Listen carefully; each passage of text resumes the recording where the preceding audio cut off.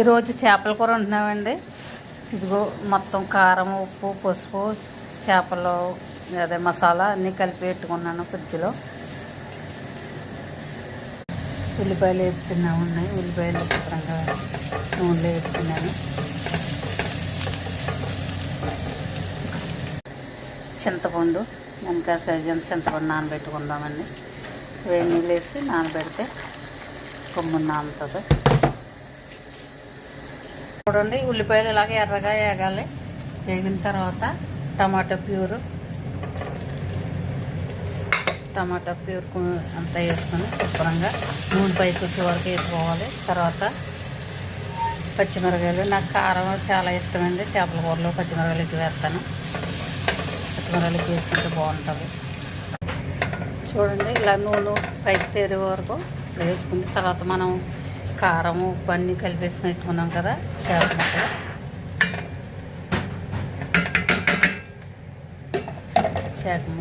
ముక్కలు వేసుకొని శుభ్రంగా కలిపేసుకుందాము. తర్వాత నేను ఎల్లుల్లిపాయ, జీలకర్ర, ధనియాలు శుభ్రంగా నేను రోట్లో కుమ్ముకున్నానండి. అది కూడా ఇప్పుడు వేసుకుందాము. దీన్ని రోలు ఉందండి, రోల్లో కుమ్మాను. తర్వాత ఇప్పుడు కొత్తిమీర కూడా వేసుకుంటే టేస్ట్ బాగుంటుంది. ఇప్పుడు చింతపండు పులుపు వేసుకుందామండి. మొత్తం అన్నీ కలిపి వేసుకున్నాం కదా, కారం కూడా వేసుకోగలిగితే చింతపండు పులుపు వేసుకుందాము.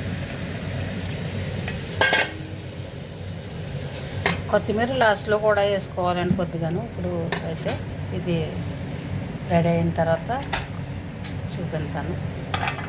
ఇదిగోండి, ఇలా చేపల కూర మళ్ళీ ఉడికిన తర్వాత చూపిస్తానండి. చేపల కూర రెడీ అయిపోయిందండి. నూనె ఇలాగ పైకి తేలితే చేపల కూర రెడీ అయిపోయినట్టే. పైన కూడా ఇదిగో కొత్తిమీర చల్లుకుందాము. మీరు చల్లుకొని స్టవ్ ఆఫ్ చేసేద్దాం. అయిపోయిందండి,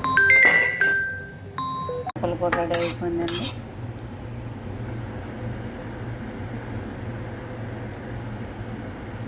ఇంకా తింటమే రెడీ. చేపల కూర రెడీ.